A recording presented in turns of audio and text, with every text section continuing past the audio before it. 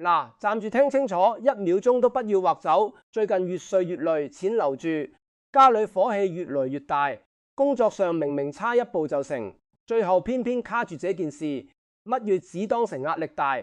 在處室風水裏，這叫元氣漏庫。一間屋大門是氣口，廚房是財富，客廳是人氣壞，但真正每天替人補氣嘅地方是室。處室一出問題，人就補不回氣，人補不回氣，第二天臉色差，火氣重，判斷慢，財氣散。這種狀態拖久了，不是小疲勞，是整個人的底氣被磨薄。很多人只會看大門擺什麼招財，廚房爐灶有沒有沖，客廳植物旺不旺，偏偏忽略睡覺的房間，這是最傷的一個錯位。大門亂，財氣難入；廚房亂，財富不穩。於室亂傷嘅是人嘅元氣。人每天晚上躺下去，身體放鬆，氣場沉下來，這個時候房間乾淨，通風有光，氣就能慢慢回身。房間陰濕雜亂，壓迫感重，元氣就會被一點點拖走。所以有些人明明睡夠8個鐘，第二天還是硬嘴、頭重心煩、沒精神，不是睡眠時間，不夠時這間房已經不讓人。今日不講複雜風水，不講昂貴法器，亦不叫你買一堆開運物。我只點明書室裏最容易偷走元氣嘅3大破局物，再加2個現代最宅最常見嘅暗局。第一樣最貼身，最會藏舊氣；第二樣最容易封住陽氣，把房間變成陰濕局；第3樣最多人好心做壞事，日日壓住自己嘅靠山位。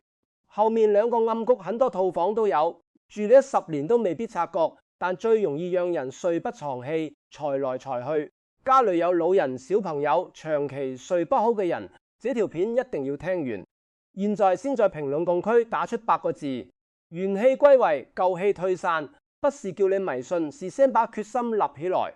正式講3大破局物之前，先點名4個很多家庭天天犯卻完全不當回事嘅慢性耗氣細節。這不是大殺，但最會日積月累，把人嘅精神磨走。第一個，床頭塞滿雜物。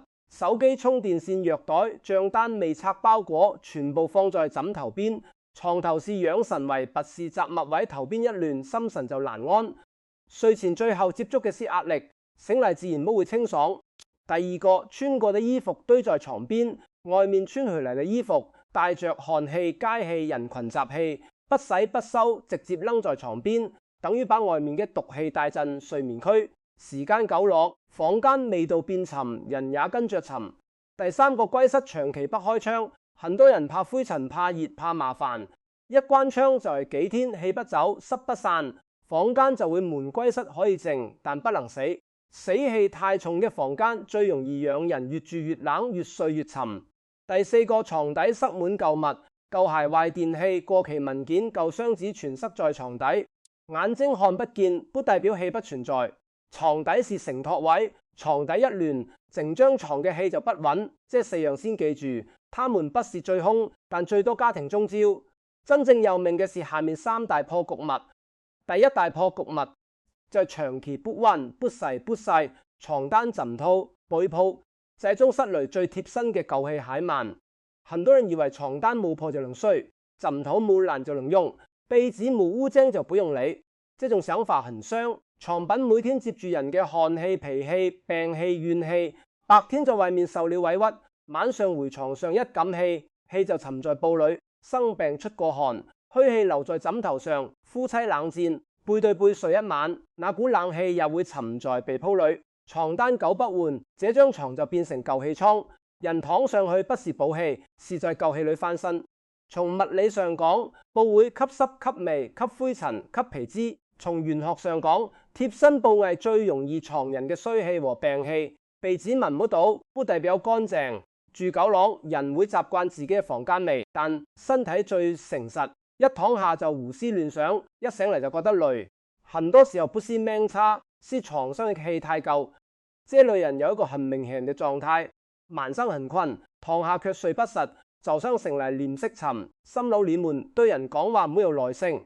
這就是舊氣壓身，舊氣壓身，精神會冧，精神一冧，工作容易出錯，火氣一浮，家裏容易嘈，判斷一慢，錢就容易從小地方漏走。所以床單不是小事，它是每天承接你元氣嘅位置。床單枕套超過2星期沒換，先不要講改運，今晚先換枕頭發黃變味塌陷，乜又再留？被鋪能曬就曬，不能曬就通風抽濕。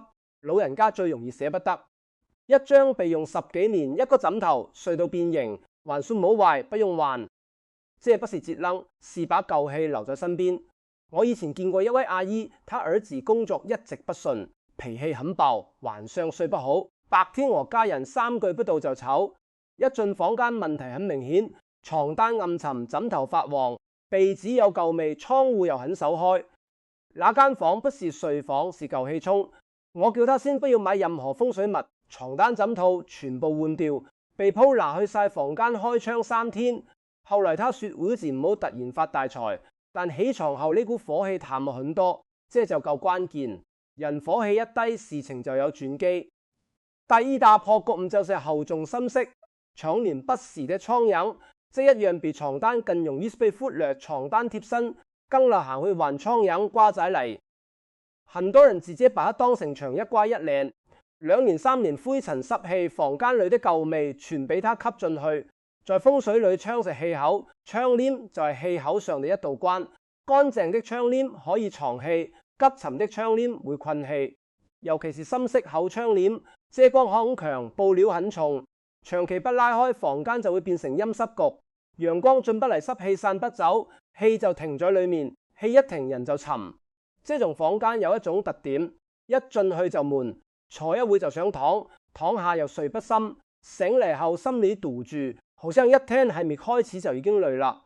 這不是普通房間暗，這是陰濕困身。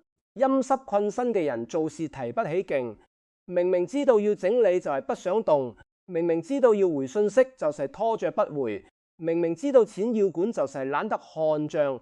很多人以為自己冷，其實係房間先把他的氣壓低了。深色窗簾不是不能用，但房間本身少通風，差濕氣重，就不要夠用。太厚、太暗、太壓嘅款式，裝飾需要遮光，不需要風死。藏氣和死氣是兩回事。藏氣的房間靜而舒服，死氣的房間悶而壓人。大門口的氣入屋，最後也要在房間裏流動。窗簾一旦變成陰濕罩，整個光室嘅氣都會慢慢變質。處理方法很直接，能拆洗就拆洗，暫時不能洗就吸塵、拍灰、拉開見光。白天有陽光時，至少讓房間見一段時間光。窗台不要堆滿雜物，窗簾不要拖地到發黑，布料有霉味，馬上處理。一幅乾淨嘅窗簾能讓房間藏氣，一幅發灰發潮嘅窗簾只會替你藏衰氣。第3大破局物就是床頭上方亂掛東西，這是很多家庭好心做壞事的地方。床頭不是展示位，床頭是靠山位。人睡覺時頭靠在哪裏，心神就靠在哪裏。床頭穩，人就穩；床頭壓，人就壓。很多人裝修房間，只看和唔好看，不看壓，不壓氣。床頭掛猛獸圖，覺得有氣勢；掛刀劍兵器，覺得能擋殺；掛巨大婚紗箱，覺得浪漫。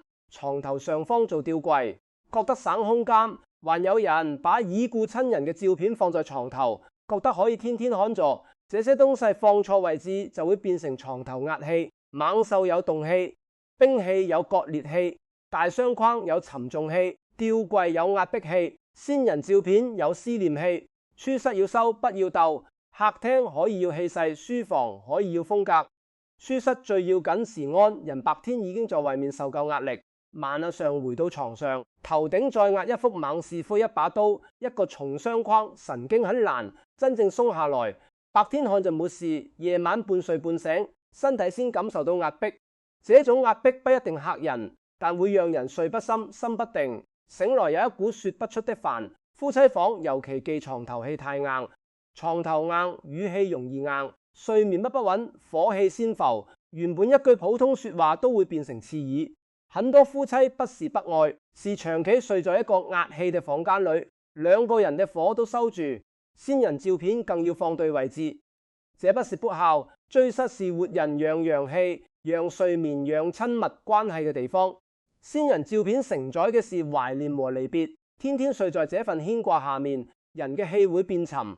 更合適嘅位置是客廳、書房、神位或者乾淨安靜嘅一角，想念時去看睡覺時，讓宮室回到宮室。真正嘅孝是把日子過穩，讓先人安心。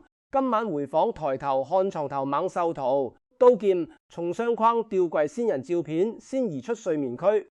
不要用捨不得做藉口，一件物品放對地方是紀念，放錯地方就是壓氣。壓在床頭，壓嘅不是牆，是人嘅靠山。講完三大破局物，再講兩個現代豬室最常見嘅衝局。第一個，房門、廁所門直對床；第二個，鏡子直照床。這兩個不算默堅，但殺傷力很強。房門是氣口，一開門就直衝床頭，外面的光線、聲音、氣流會直接打進睡眠位。人睡在這種位置，私密感不足，氣不容易收。廁所門對床更麻煩。廁所是排水排污濕氣重嘅位置，門長期開着，濕氣貼着床走，房間容易變陰。水氣太重又不收，就容易出現屍長。這種先精神再失情緒，最後失錢財。很多人財嚟財去，不是沒有收入，是小錢一直漏。醫藥費、維修費、人情費衝動消費，一筆一筆看似不多，月底就知道疼。對床是反氣，鏡子可以放在衣帽間，可以放玄關，但不適合正照睡眠位。夜裏半醒，一公眼看見鏡中影，心神會收一下。這個反應很短，但會打斷睡眠氣。睡眠被打斷得多，人第二天就散。散嘅人最容易做錯判斷。化解方法，不用大裝修房門對床，用門簾、屏風、矮櫃做緩衝。廁所門對床，睡覺時關門。洗完澡抽濕通風。鏡子對床能移就移，不能移就晚上遮住。這不是怕門怕鏡，這是讓床重新有床氣感。床藏得住氣，人才能睡得穩。接下來講補氣小佈局，全是低成本，今晚就能做。第一個，床頭清氣法，床頭所有雜物清走，手機不要貼着枕頭，藥袋、賬單、文件、充電線不要堆在頭邊，床頭只留一等油和小燈，一杯乾淨水或者一件看着安心嘅小物。床頭一清，心神先定。第二個，開窗引陽法，白天拉開窗簾，讓房間見光。陽光是天然正氣，它能乾燥房間，也能讓滯住的氣重新流動。房間見光，人心不容易發霉。第三個，粗鹽定氣法，準備一個小白碟，放少量粗鹽，擺在樽室角落或床頭櫃下層。粗鹽物理上能吸濕吸味，玄學上鹽常用來定氣、吸錄潔淨空間。但記住，粗鹽不是神物，放了粗鹽不代表可以不通風、不換床單、不清雜物。粗鹽變黃結塊，出水就包好丟掉，不要滯留，更不要拿去食用。家裏有小朋友或寵物，放在碰不到嘅位置。第四個，床底翻新法，床底今晚一定要看舊鞋、壞電器、過期文件、工具、舊情人嘅東西，全部不要放在床底。床底是承托位，下面越亂人越難翻身，真要收納。只放乾淨柔軟與睡眠相關嘅物品，並且密封整齊。清出床底就係清出翻身位。講到這裏，大家要明白一件事：風水不是叫人迷信，風水是看環境怎樣影響人。一間臥室長期舊濕暗亂壓，人住久你氣一定沉。氣沉之後睡眠差，火氣大，判斷亂，錢財散，全部會跟着勞。所以今晚回去不要拖，先查5個位置：床單枕套多久沒換，窗簾多久沒洗，床頭有冇壓迫物，門鏡廁所絲拔絲沖床，床底絲幣塞滿舊物，中了哪個就先改哪個，不要一邊喊運氣差，一邊睡在舊氣裏。真正嘅轉運，有時不是請一件東西回家，是把一件不該留嘅東西送走。如果這條片提醒到你，馬上轉給家人，特別是那些床品用到發黃，窗簾幾年不洗，床底塞滿雜物，床頭亂掛東西嘅人，你不多管閒事，你在幫他們守住元氣。最後在評論區打出元氣歸位，舊氣退散。從今晚開始不再睡在消耗裏，願你臥室乾淨，睡眠安穩，心火降下來，財氣慢慢守得住。我們下期再講。